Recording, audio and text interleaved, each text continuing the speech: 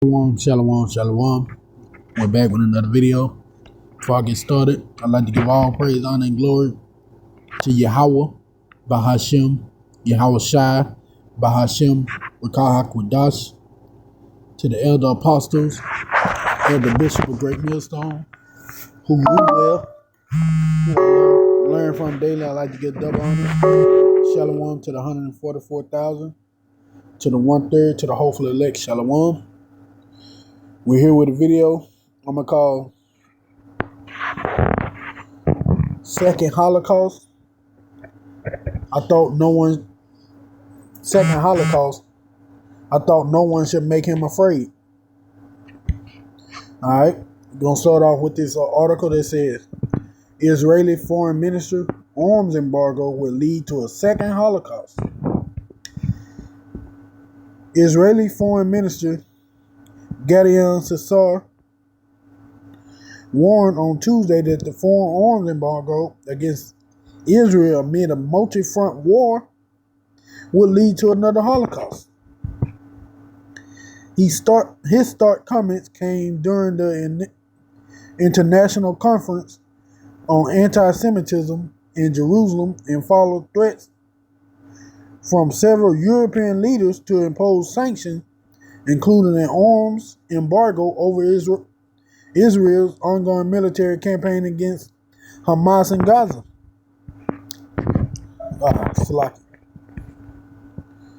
The International Holocaust Remembrance Alliance, or the IHRA, held in Israel Foreign Ministry of Affairs. What is the meaning of the action called by the politicians or countries to impose an arms embargo on Israel when everybody around wants to eliminate it, says Sa'ar. So now they're crying about a second Holocaust, but they over there performing genocide on those people in Gaza. Right, got it. As Elder Malcolm say, the villain victims. And these initiatives are successful, Israel will simply be eliminated, he said. There will be another Holocaust, this time on the soil of the land of Israel. This is, in fact, a way to deprive the Jewish nation of the means to defend itself, means we so lacked during the long years of exile and the period of Holocaust. Now, we ain't going to get no more into this. Now, how are you the people of Yahweh Ba'ashem and Yahweh Shai? You're supposedly in the land, and yet, some kind of way, you're afraid of another supposed Holocaust and that the other nations are coming against you. Now, in the scriptures, it said once Israel returned home, no one was going to make them afraid. But, hey, these the one everybody fights so hard to say that they're the people of Yahweh Ba'ashem and Yahweh Shai, or as they ignorantly say, God and Jesus. These are the people, and they're fearing for their life, crying, oh no, woe is us. Woe is us. We can't get our weapons. Then we can't defend ourselves. It's going to be another Holocaust. But y'all performing genocide over there, man. Come on, make it make sense. Like I said, in the word of Elder Malcolm, they're the villain victims. We done seen them do all kind of villainry these past few months. And now that they can't get weapons to further their plans of genocide, we're scared of a second Holocaust in the promised land where no one should be able to defy them. But, hey, that shows you right there that they are not the true people of Yahweh Ba'ashem and Yahweh Shai. They are not the true Israelite. Yasha Allah, he is the Prince of Power. They're not them. Because if they truly was them, no one should be able to make them afraid while they're in the Holy Land. So let's go ahead and get into these scriptures.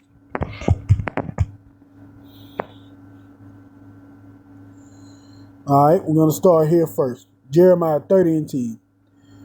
Therefore fear not, O my servant Jacob, says Yahweh, neither be dismayed, O Israel. For lo, I will save thee from afar, and thy seed from the land of their captivity. Now what that 1948 is when they supposedly came back. If Yahweh B'Shem Yahushua truly saved them, why are they fearing right now? Because let's get on. He's going to tell you what's going to happen once he bring them back into their home. And Jacob shall return, and he shall be at rest, and be quiet, and none shall make him afraid. What? What was that, Lord? What was going to happen? And Jacob shall return, and shall be at rest, and be quiet, and none shall make him afraid.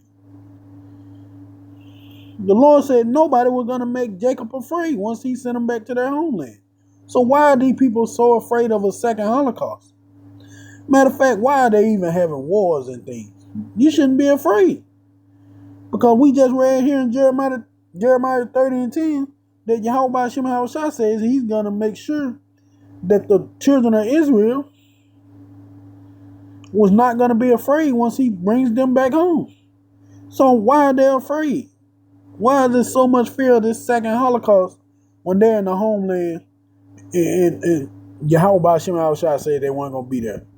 Matter of fact, let's get these in another translation for those who don't think it's saying what it's saying.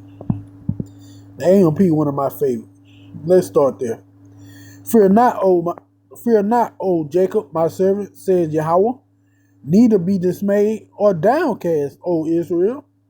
For behold, I will save thee from the distant land of exile, and your descendants from the land of captivity. Jacob will return and be quiet and at ease, and no one will make him afraid.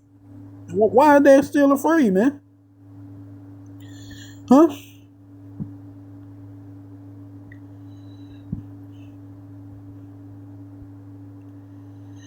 Let's go here. The AMPC. Therefore fear not, O my servant Jacob, said Yahweh, nor be dismayed or cast down, O Israel. For behold, I will save thee from a distant land of exile, and of your posterity from the land of their captivity. Jacob will return and will be quiet and at ease, and none will make him afraid or cause him to be terrorized and to tremble. So you telling me these people over here being terrorized and tremble? They're afraid of this so-called second Holocaust in the promised land? When Yahweh B'Shem Yahushua says no one will be able to do it? Come on, man. You can't make this up. How are these the people of the Lord and they're afraid of a Holocaust when they're in the sacred land? Let me get at least one more. Let's see.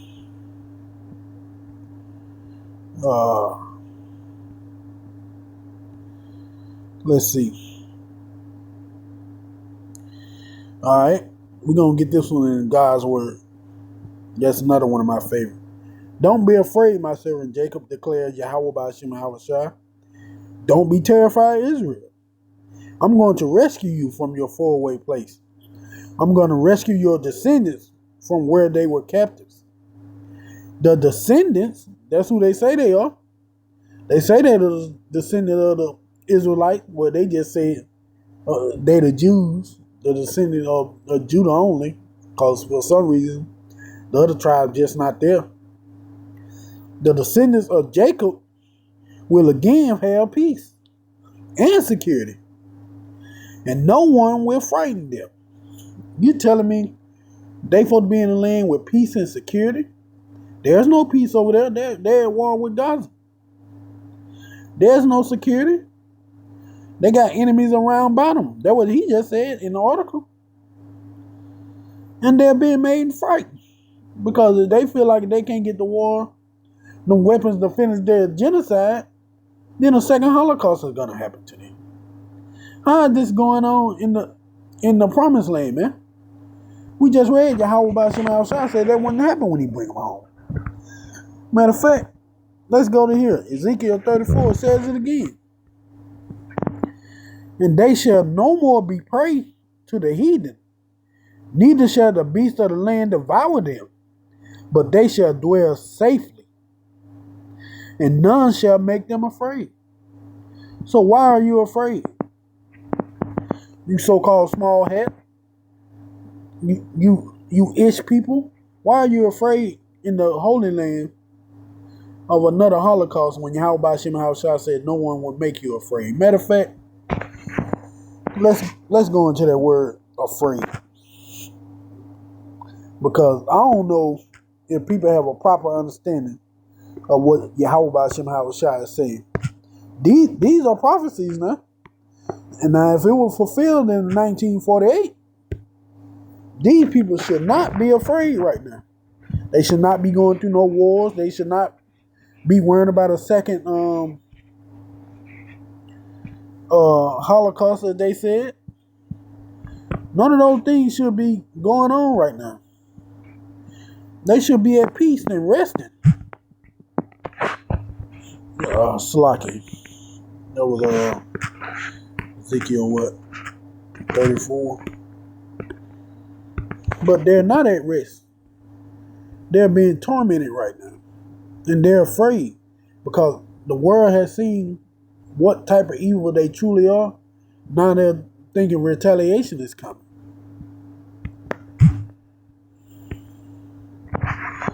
Let's see. Go to that word afraid.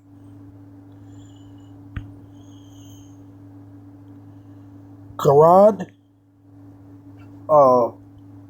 Charad, I think. Strong's H2729. Chared. To tremble, to quake, move about, be afraid, to be startled, to be terrified. To tremble, to quake of a mountain, to tremble of people.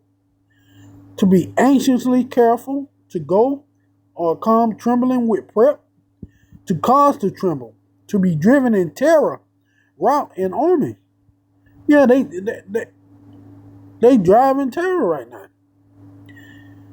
A primitive root, to shudder with terror. Hence, to fear also to hasten with anxiety, to be make afraid. Be careful, discomfort, fray away, quake to tremble. They're afraid right now. How are you in the promised land and you're the people of the Bible and you're afraid when you have the Most High beside you, man? When the other nations shall be bowing down to you. That Yahweh Shem Shah say he's going to make sure that they no longer have weapons to come against you. So why is y'all afraid of this second Holocaust, man?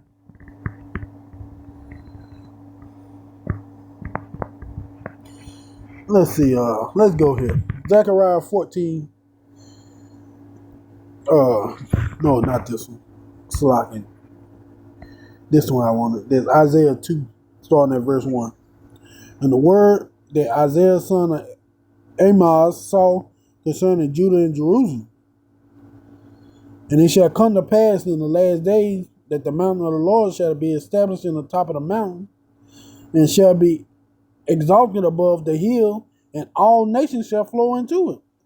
And what's the mountain of the Lord? His people, the Israelites. Why ain't all the nations flowing into Jerusalem over there to those so-called Ish people? Huh? Why is that not going on? Because when they went back home, this what shall happen. And many people shall go and say, "Come ye, and let us go into the mountain of Yahweh Shem Shah, to the house of the power of Jacob, and he will teach us his ways, and we will walk in their path. For out of Zion shall go forth the law, and the word of Yahweh from Jerusalem." Yeah. The nation should be learning how to live by the laws like we have to. So why ain't nobody over there in Jerusalem, these other nations over there in Jerusalem, trying to learn how the laws of Yahweh Shem and Shah? Why aren't they learning those things? They supposed to be in the land, right? They the people. Why they ain't teaching nobody Yahweh Bashim Hawashah? And here's the point. In verse 4, and he shall judge among the nations, and shall rebuke many people.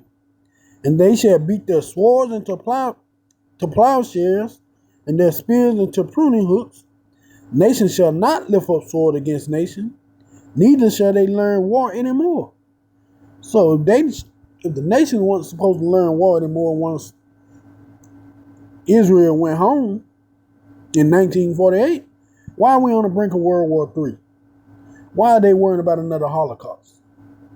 Why are they worrying about a weapons embargo? Yahweh Shema Shah said, look, once y'all go home, all those weapons those other nations created, nah, they ain't gonna be here no more. They getting destroyed. They getting forming tools. So why the other nations ain't got forming tools? You gotta explain this. So-called Ish people. Because y'all supposed to be the people of Yahweh Bashim Hawashah. Yasha'Allah. Why are y'all afraid? Why the other nations still have weapons when they don't for to have weapons? These are prophecies yet to be fulfilled. But some kind of way, these are the people who went back home in 48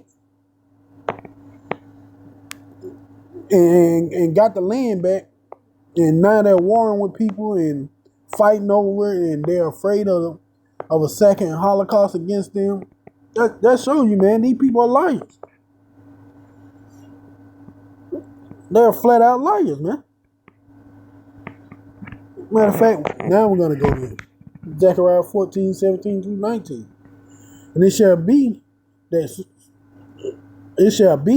that whoso will not come up, all the families of the earth, unto Jerusalem to worship the King, the power of hosts, Yahweh of hosts, Salakia, even upon them shall be no rain.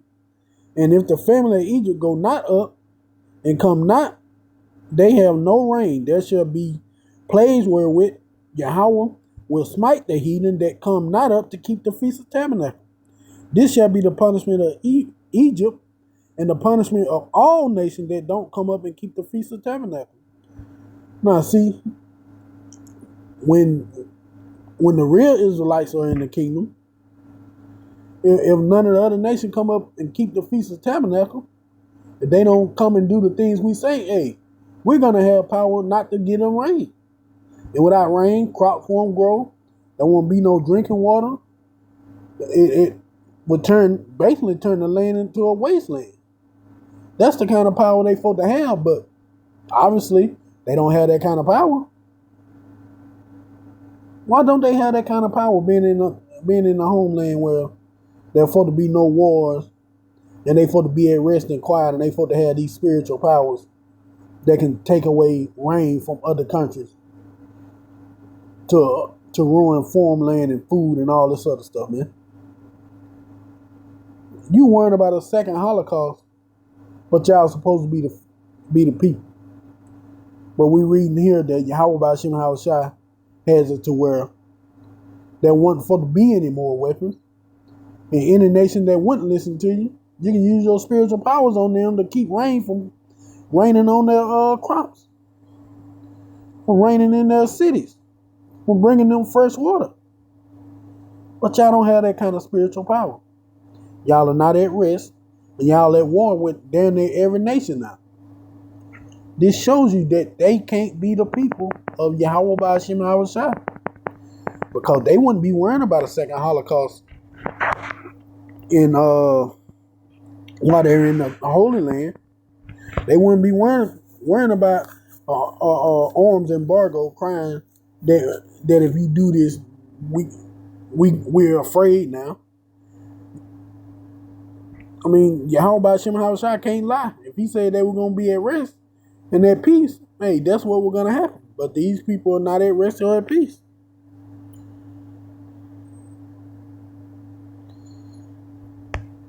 We're going to go here. Jeremiah 30:3. This them coming back to the land, see? Because once they go back to the land, they wasn't supposed to have nobody there helping them rule in the land anyway. If anything, the heathen gonna help them build it up. But them alone is for the Israelites alone for to possess the land. For lo, the days come, says Yahweh, that I will bring again the captivity of my people Israel and Judah, says Yahweh, and I will cause them to return to the land that I gave their fathers, and they shall possess it. See, you shouldn't have to worry about a genocide, because if Yahweh Ba'ashem Yahushua was the one who brought y'all back into the land in 1948, then y'all should be the one that possess it. He didn't say they were going to share the land. He's saying they were going to possess it. Let's look up that word possession. Possess it, Salaki. Because how you for to have possess a land and you co-sharing with it?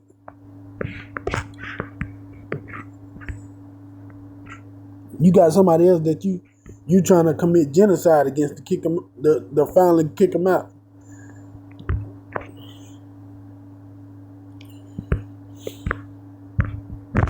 I'm gonna go to that word, like that phrase, Salaki. They shall possess it. Rasha, to seize, dispossess, to take possession of, to inherit, to disinherit, to occupy, to impoverish, to be an heir, to take possession of, to inherit, to impoverish, to come to poverty, to be poor. So basically, to cause, to possess, or inherit. So why aren't they inheriting the land? Why don't they possess it? Like we just seen the Lord say, when he bring them back home, they're going to possess that land because it belongs to them.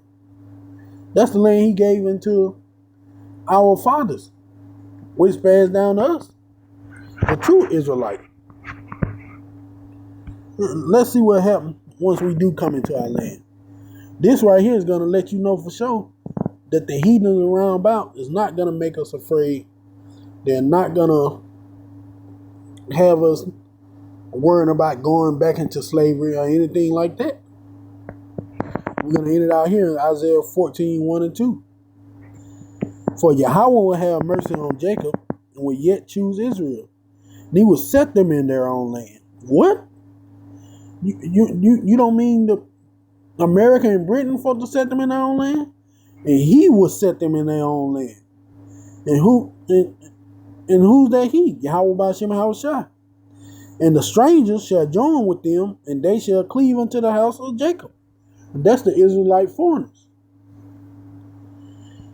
And the people shall take them and bring them to their place. And the house of Israel shall possess them. Now I switch over to you heathens. And how we know that? It's about to tell us. And the house of Israel shall possess them in the land of Yahweh for servants and handmaid. So why don't they possess the rest of the heathen for servants and handmaid? Because guess what? You wouldn't have to fear them if you possess them. And they shall take them captives, who captives they were, and they shall rule over their oppressors. So why aren't they ruling over their oppressors, man? Why are they afraid of a second Holocaust?